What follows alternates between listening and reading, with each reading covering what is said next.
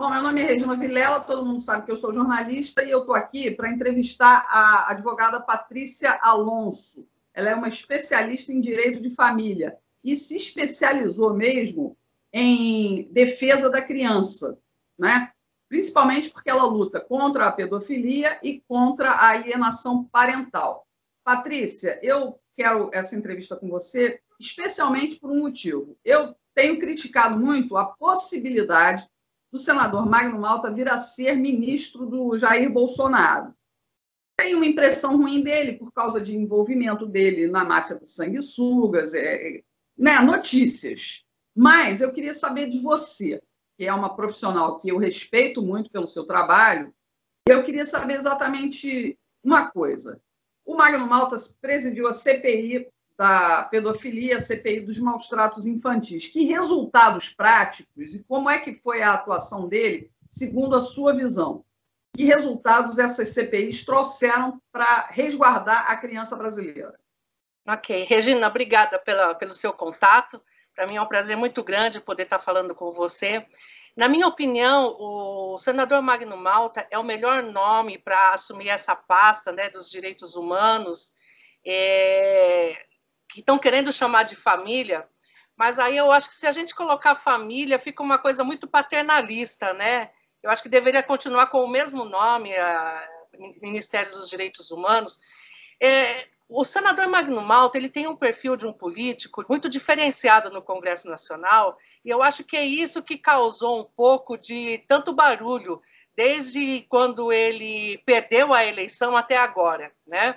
Porque, na realidade, o senador Magno Malta sempre foi uma voz no Congresso Nacional de tudo aquilo que ninguém falava, né? Um pouquinho antes da CPI da pedofilia, a gente não pode esquecer que o senador Magno Malta, ele fez a CPI do narcotráfico. Ninguém falava sobre o narcotráfico no Brasil, né?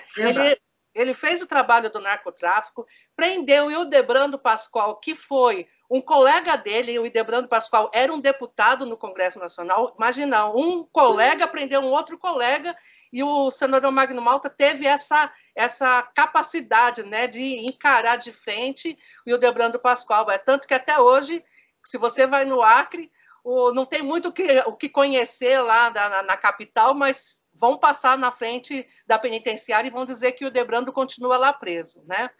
Bem, depois do narcotráfico veio o trabalho da pedofilia, que também era um outro assunto que não se falava no Brasil. Além de advogada, eu também sou historiadora, e quando a gente começa a estudar sobre a história do Brasil, a gente vê que desde os bandeirantes, a gente vê sobre o abuso infantil, né? Desde os indígenas e assim por diante, e que ninguém falava, né?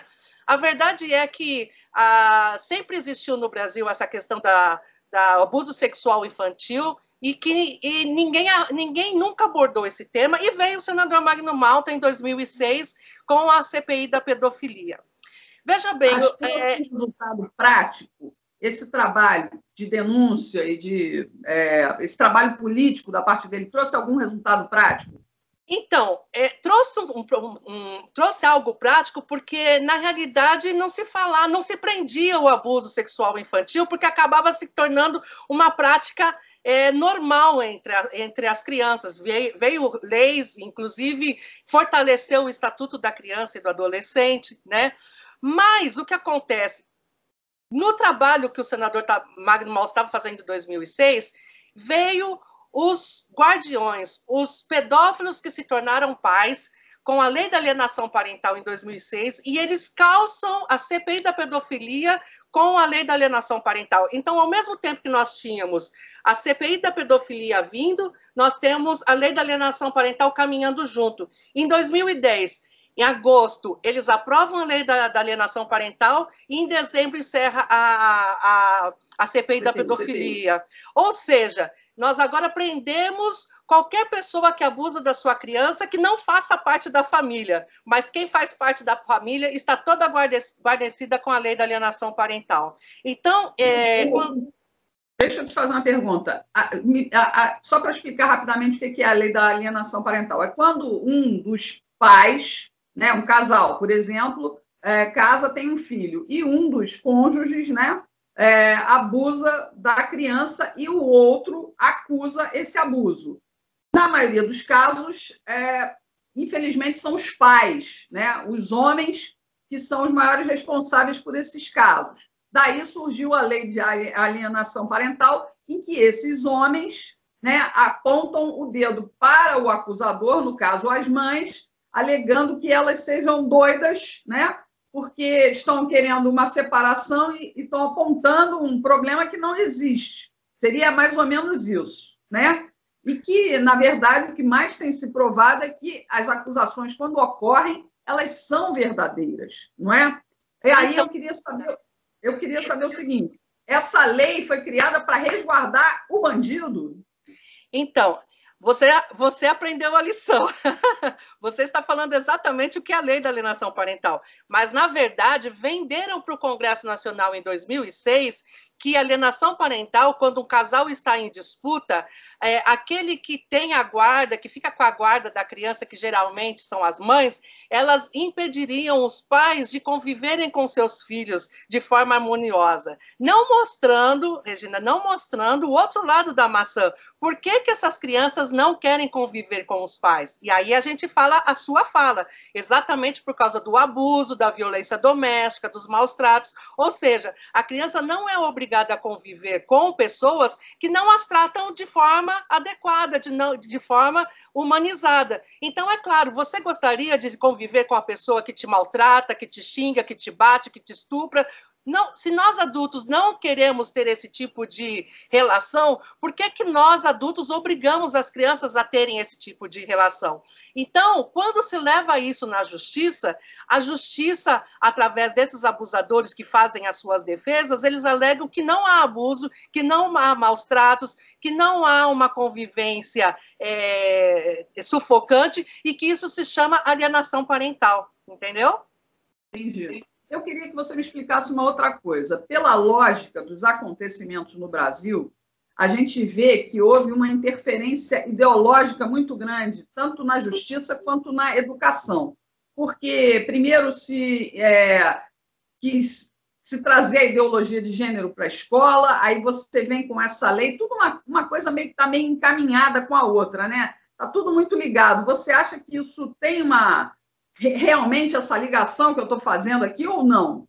É uma engrenagem perfeita que o partido do PT estava fazendo. Veja bem, em 2016, quando nós denunciamos a lei da alienação parental, a aplicabilidade dela em processos onde havia denúncias de maus tratos infantis e pedofilia, já havia no Congresso um movimento contra a ideologia de gênero e a escola sem partido. Então, ou seja, havia um bloco, havia uma fração dessa luta. Não se tinha noção do todo, né? Então, nós tínhamos uma fração do Congresso já gritando sobre escola sem partido, sobre ideologia de gênero. Por quê? Nas escolas estavam ensinando como fazer sexo, né? Crianças pequenas já ensinando qual era a pretensão deles? Não era ensinar sexo para as crianças poderem se defender dos abusos, não. Eles estavam ensinando sexo para as crianças para trabalhar com a dessensibilidade das crianças. Por quê? Porque tornar natural, né? Tornar natural o adulto mexer numa criança. Não só isso.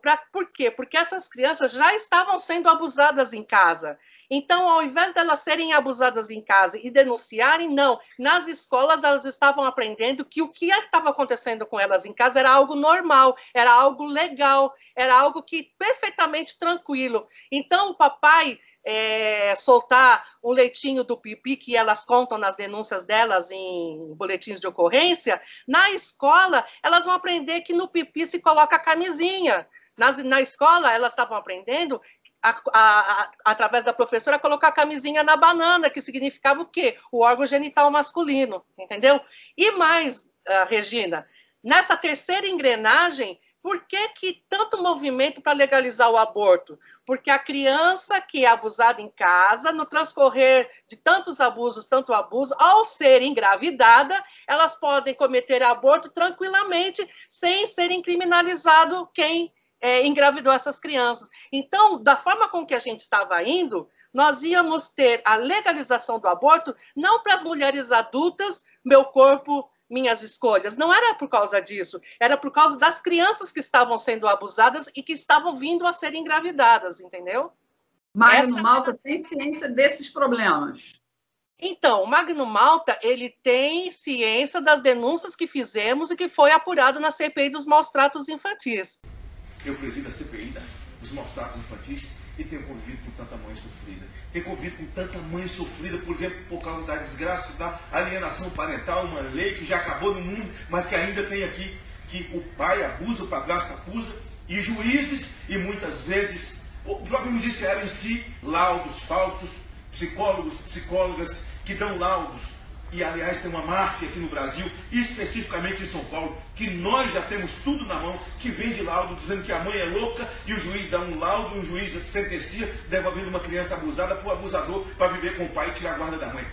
E nós estamos intrigados com tudo isso e lutando com tudo isso. E eu, essa semana, recebi tantas mães, um grupo enorme de mães, que perderam a guarda dos seus filhos, e eu comecei a ler algumas sentenças, li uma sentença de uma juíza, que é o troço mais esdrúxulo do mundo, e eu vou representar contra a senhora no Conselho de Justiça. Eu vou representar como cidadão contra a senhora. A senhora diz lá que realmente o pai tem compulsão sexual por criança, sabe? Mas ninguém pode determinar se ele vai abusar ou não. E aí tomou o menino e entregou para ele. A senhora acha que nós somos bobos? A senhora acha que nós somos bobos? Coisas muito piores, eu acredito que ele deve ter ciência, porque, veja bem, quando nós em 2016 fizemos a denúncia, nós levamos uma fração desses casos. É claro que nós fizemos todo um movimento nas redes sociais para que houvesse denúncias, e nós conseguimos colocar mais de 2.000 casos lá. Então, você imagina que o que eu estou denunciando, né, seja uma pequena fração, deve ter coisas muito piores lá. Né? Você acha que, então, como ministro, ele tem condição de fazer algo melhor e maior pela defesa das crianças? Eu não só penso que ele tem condição de fazer aqui no Brasil, como no mundo também, porque, veja bem, quando a gente começa a estudar sobre isso, nós vamos encontrar em 1998, nos Estados Unidos, uma doutoranda chamada doutora Judith Reisman, e que ela já falava sobre os atos suspeitos de Richard Gardner. Veja bem, 1998. Em 2010... E é o tal científico em que se baseou a lei da alienação parental aqui no Brasil. Exato. Quando você pega a justificativa da lei da alienação parental, está lá expressamente o nome dele, Richard Gardner. Esse Richard Gardner já estava sendo denunciado no FBI em 1998 nos Estados Unidos. É tanto ele é que pedófilo, né? Pedófilo, médico pedófilo, nunca houve reconhecimento científico do trabalho dele. A Associação de Psiquiatria Americana não reconhece a síndrome da alienação parental.